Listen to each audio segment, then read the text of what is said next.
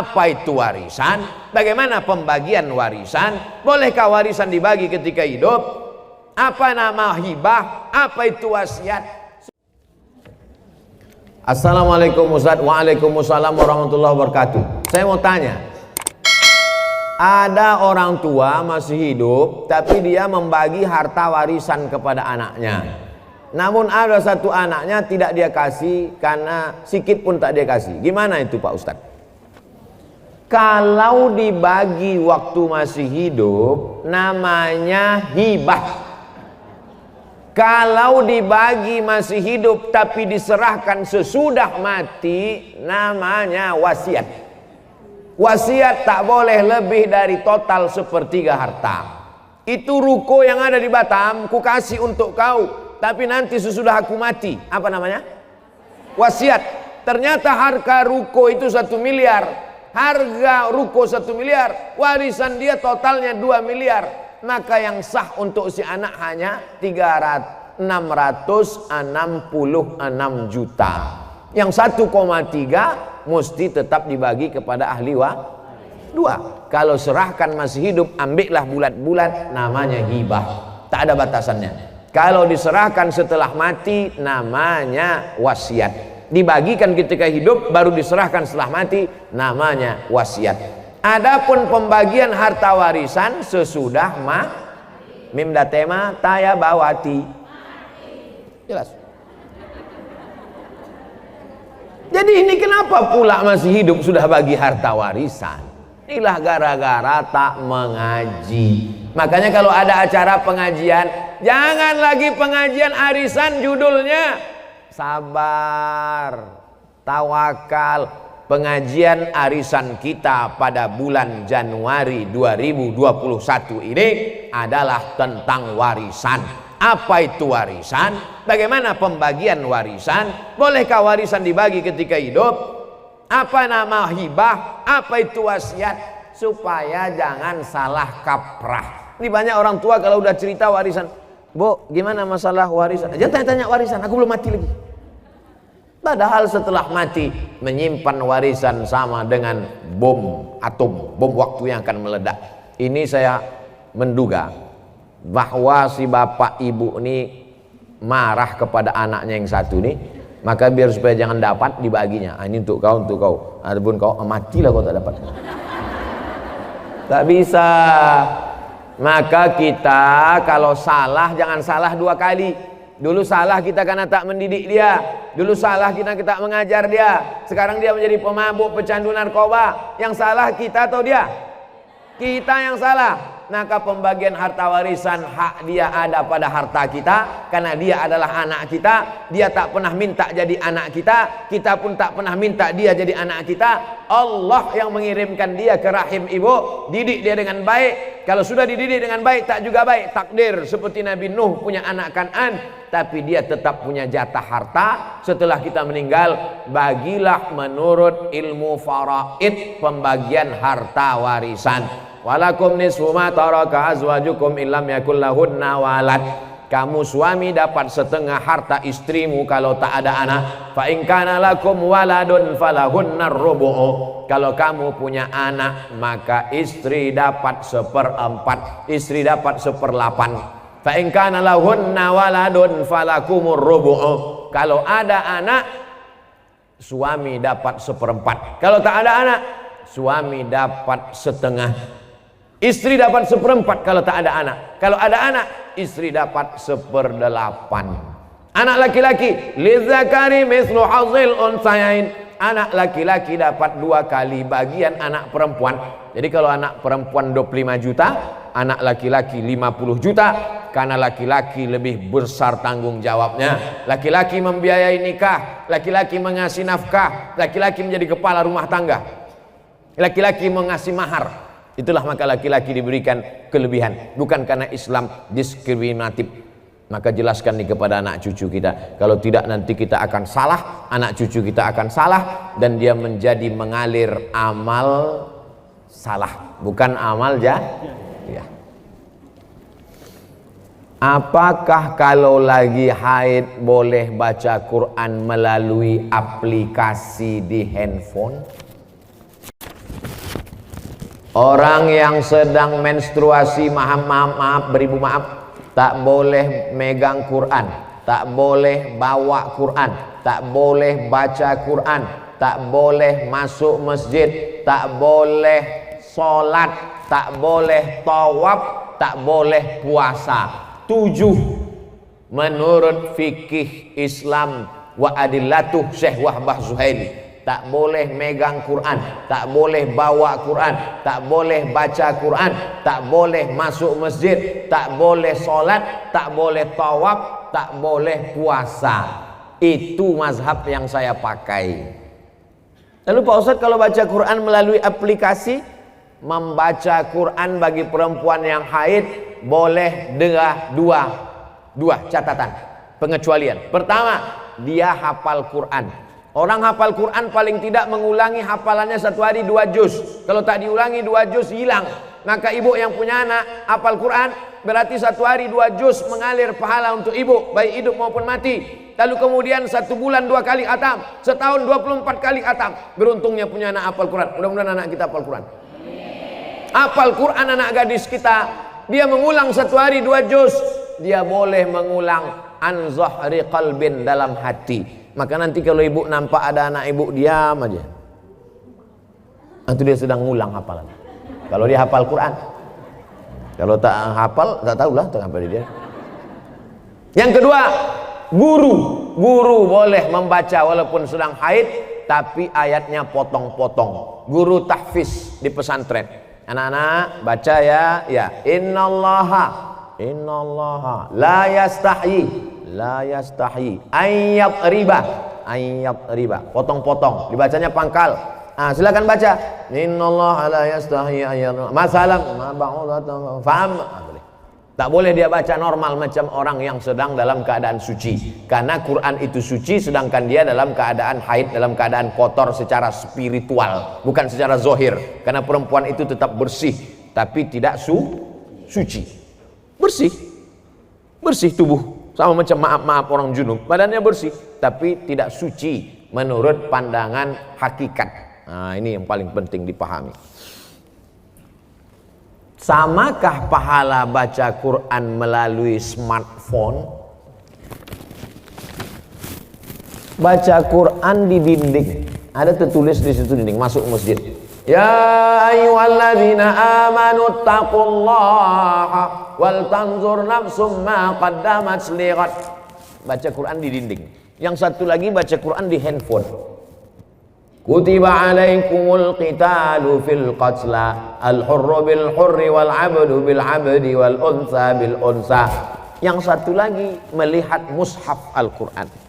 Ya ayyuhalladzina amanu ista'inu bis sabri was salah. Melihat mushaf, melihat handphone, melihat dinding. Pahalanya bukan dilihat kau baca Quran dari mana, tapi yang dilihat adalah lafaz di mulut dan di hati. Mulut fasih, tahsin, tajwid, hati ikhlas. Walaupun kau baca di pelepah kurma. Ada Quran zaman sahabat Nabi, Quran macam kita dicetak sekarang? Mana ada? Pakai resleting pula lagi. Kenapa kau tak pernah baca Quran ini? Saya sebetulnya mau baca Pak Ustaz, terus resletingnya macet terus tiap hari. Oh, kasihlah minyak jelantah. Dulu Quran ditulis di pelepah korma, di tulang onta, di batu yang, batu apa namanya itu? Batu lepes, batu ceper macam piring, ditulis. Jadi Quran tidak dilihat di mana, mau di kertas. Kertas adanya bambu yang ditumbuk, bambu, tahu bambu? Buluh, ditumbuk halus jadi bubur, dijemur. Itulah asal muasal kertas dari Cina. Lalu kemudian ada kertas satu lagi di Mesir, pohon bardi, tumbuhnya di tepi sungai Nil, disusun-susun melintang membujur, dipres pakai tanah liat, dijemur. Namanya kertas papirus. Kertas paling tua dua, satu dari Mesir, Fir'aun, satu dari Cina. Lalu kemudian barulah belakangan datang kertas masuk ke kota Makkah. Jadi Quran ditulis di kertas, di batu lepes, di tulang onta, di pelepah korma. Yang dilihat bukan baca di mananya, tapi yang dilihat adalah pelafazan mulut dan keikhlasan hati. Ini Qurannya bukan main lagi, mahal minta ampun. 30 juta harga Quran, diletakkan di lemari tamu di depan. Setiap tamu yang datang menengok macam menengok kucing. Bukan Quran itu yang mahal. Quran mahal adalah Quran yang dibaca. Seorang ibu mengajarkan anak-anaknya sambil masak pagi, tak ditengoknya pun Quran itu sambil masak. Bismillahirrahmanirrahim. Wadduha wallaili idza saja. Ma wadda'aka rabbuka wa ma qala. Walal akhiratu khairul laka minal ula. Sambal belacan ditengoknya. Tapi Quran yang ibu ajarkan ke anak ibu itulah yang dibawanya sholat. Usahakan ibu yang membacakan Al-Fatihah ke anak ibu. Supaya apa? 17 kali sehari pahalanya mengalir ke ibu. Ibu yang membacakan Fatihah ke dia. Yang belum membacakan, balik dari sini nanti bacakan. Yang balik sekarang, nanti habis ke acara ini.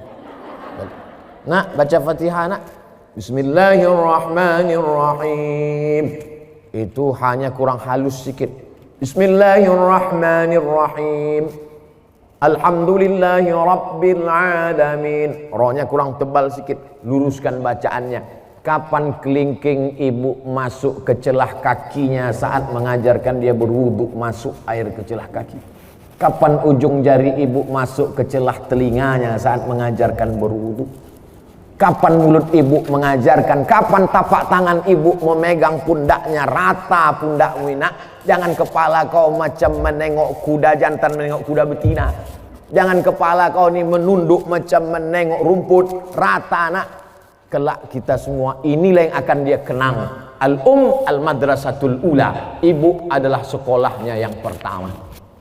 Alhamdulillah ibu amalkan, pahalanya mengalir ke ibu, mengalir pula ke saya. Tapi pahala ibu tak berkurang. Ibu tetap dapat 100, saya 120. Karena saya tengok ibu macam-macam tak setuju. Assalamualaikum Pak Ustaz. Waalaikumsalam warahmatullahi wabarakatuh. Apakah seorang istri berdosa bila menolak diajak hubungan jarak jauh? Karena semenjak pandemi kita tak bisa berkumpul. Macam mana hubungan jarak jauh?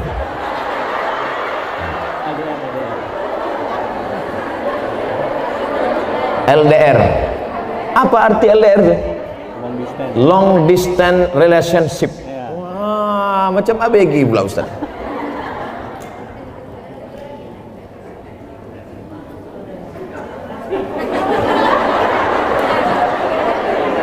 Wa'ashiruhun nabil ma'ruf.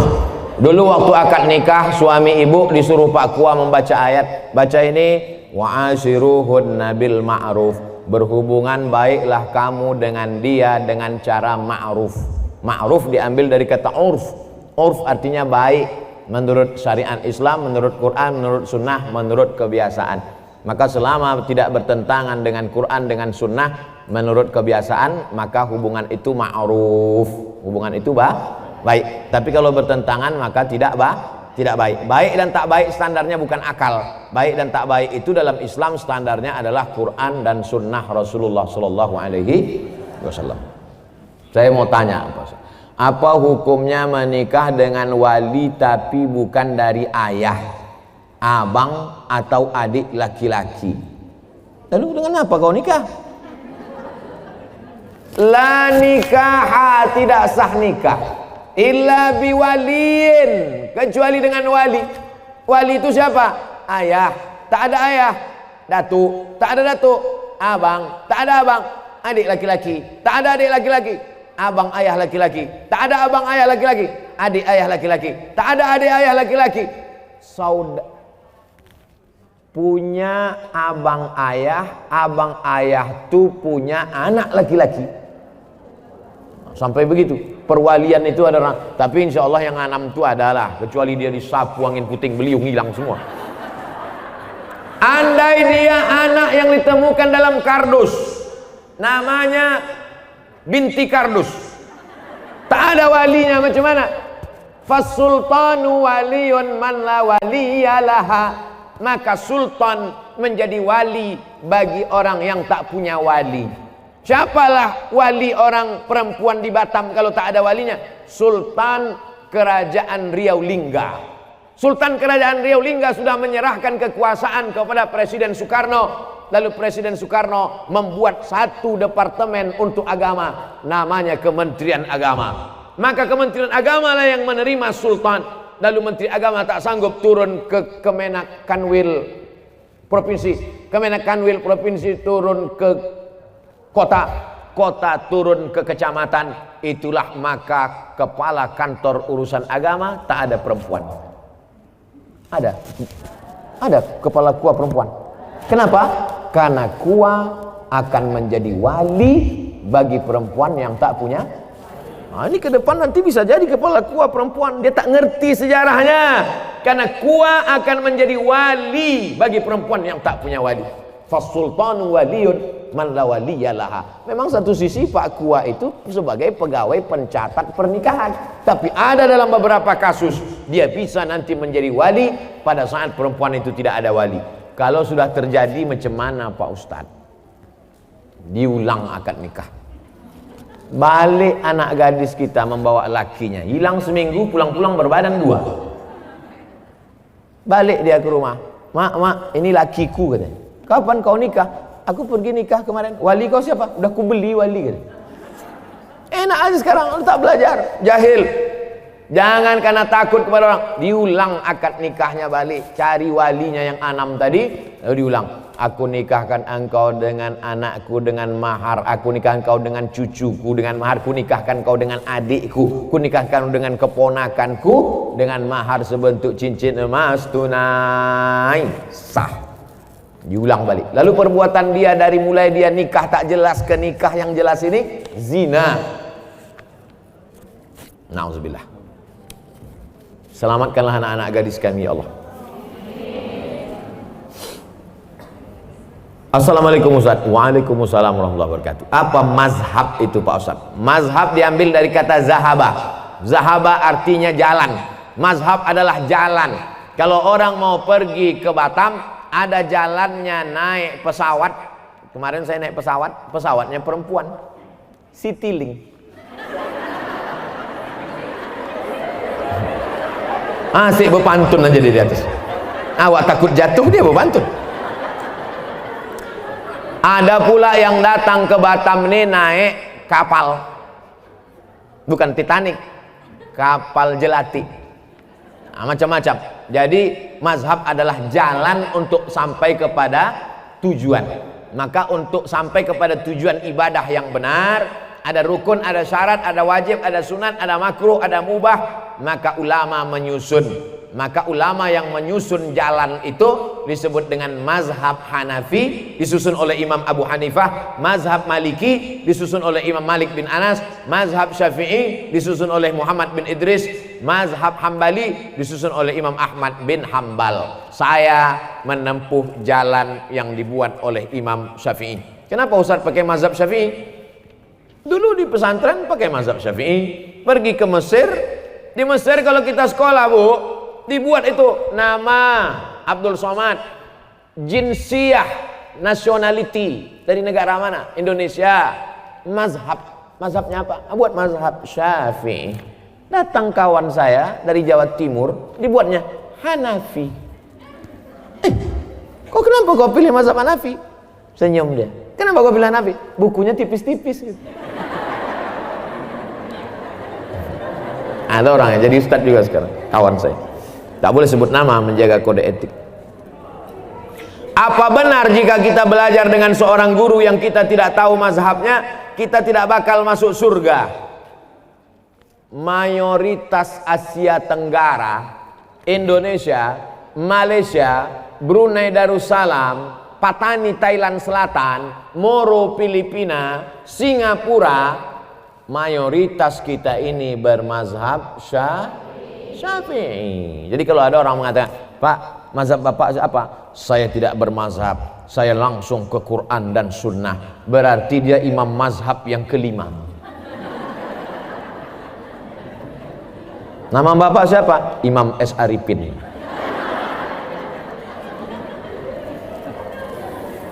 Bermazhab sebetulnya dia.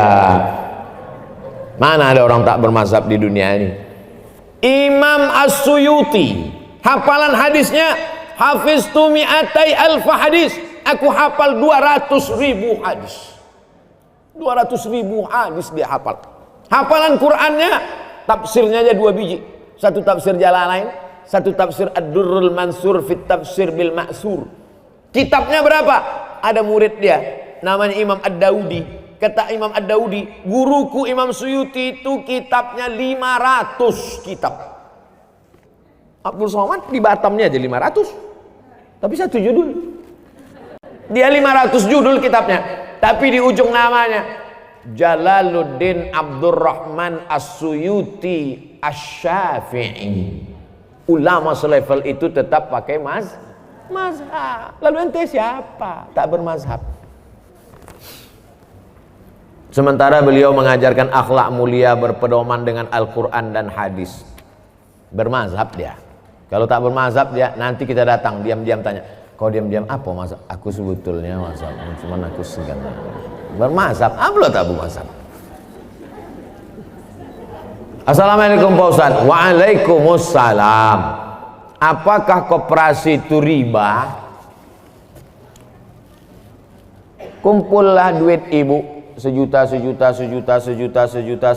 100 orang berarti 100 juta. Itu kumpullah duit 100 juta. Lalu kemudian ditanya kepada masyarakat, siapa yang mau bisnis silakan minjam uang kemari. Akhirnya minjam uang lah orang ramai-ramai. Minjam 10 juta bayar 12, minjam 100 bayar 120, minjam 20 bayar 24. Bunganya selama setahun dikumpul dibagi kepada seluruh bunga dari simpanan wajib, maka transaksinya semuanya adalah uang dengan uang riba. Pinjam uang, bayar uang, kembali uang, riba. La ta'kulur riba ad'afan mudha'afah. Lalu bagaimana dengan BMT Pak Ustadz? Baitul Mal wat Tamwil. Ibu masih konsen? Yang tak konsen gerakkan kepala ke kanan, ke kiri, ke atas, ke bawah, bukakan mulut.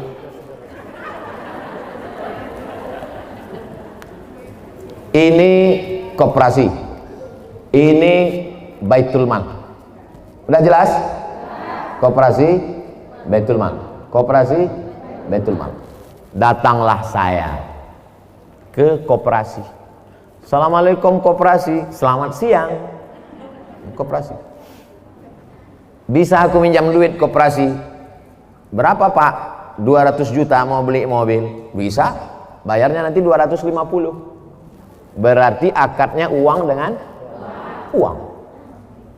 Uang dengan uang riba. Dah selesai. Ini koperasi. Sekarang datang saya ke Baitul Mal wat Tamwil yang syariah, koperasi syariah. Assalamualaikum kop syariah. Waalaikumsalam. Ustadz Somad, boleh foto nggak? Boleh. Ada habis tuh.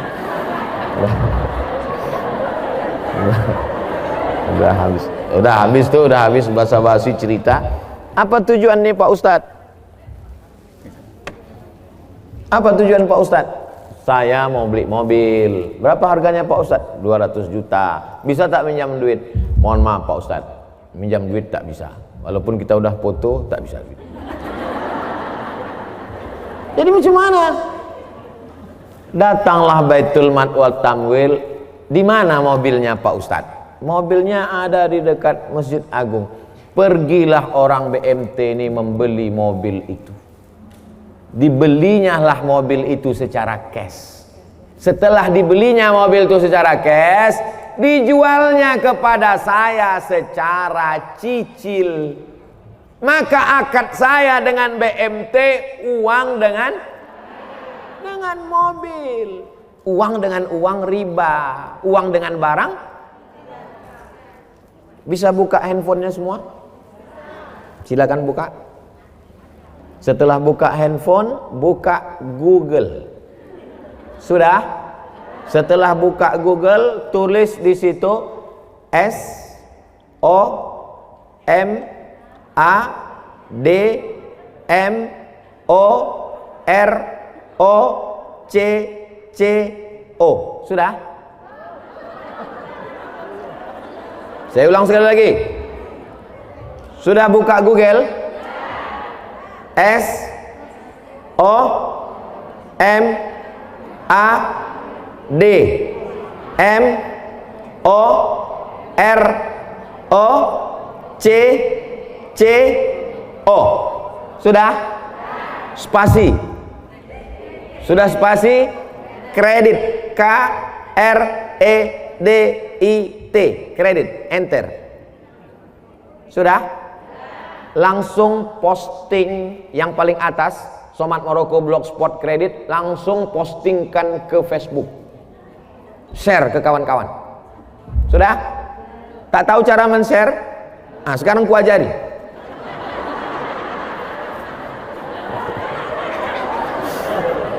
Nah itu di atas sebelah kanan yang ada titik 3, picit itu. Habis itu pilih FB di bawah, sama Instagram, sama pilih 3 sekali, Facebook, Instagram dengan WhatsApp. Share, bagi ke kawan-kawan tentang bolehnya akad uang dengan barang. Dah, setelah nampak tulisannya bisa baca di situ. Kredit. Kita baca ya. Majma' fikih, lembaga fikih Islam membolehkan jual beli dengan tempo jangka waktu pada konferensi ke-6 yang dilaksanakan di Jeddah pada tanggal 17 dan seterusnya. Bawah. Apa dalilnya? Jawaban, jual beli kredit itu tidak ada keberatan di dalamnya, artinya boleh jika waktu dan tambahannya diketahui berapa bulan, berapa tahun, berapa hari, meskipun harga kredit lebih mahal daripada harga kontan, karena penjual dapat manfaat. Penjual dapat manfaat tambahan harga, pembeli mendapat manfaat tempo jangka waktu. Mana dalilnya? Disebutkan dalam Sahih Bukhari dan Sahih Muslim bahwa Barirah dijual oleh tuannya. Barirah itu orang, waktu itu boleh menjual orang, budak hamba sahaya. Barirah dijual oleh tuannya dengan cara kredit selama 9 tahun. Jadi kredit zaman Nabi itu lebih lama dari sekarang. 9 tahun kreditnya. 1 tahunnya bayar 40 dirham. Ini menunjukkan bolehnya jual beli kredit karena tidak ada unsur gharar, ketidakpastian. Ke koperasi pinjam uang, bayar uang, berlebih uang, riba. Ke Baitul Mal wa Tanwil, kita transaksinya adalah antara uang dengan barang. Jelas? Jelas semua. Tak ada yang tak jelas. Wallahu a'lam bishawab. Assalamualaikum. Waalaikumsalam warahmatullahi wabarakatuh. Allahumma salli ala Muhammad. Allahumma salli ala Sayyidina Muhammad wa ala ali Sayyidina Muhammad. Ustaz, saya ingin bertanya di luar tema. Dari tadi luar tema semua. Bagaimana cara menghadapi istri yang suka cerewet?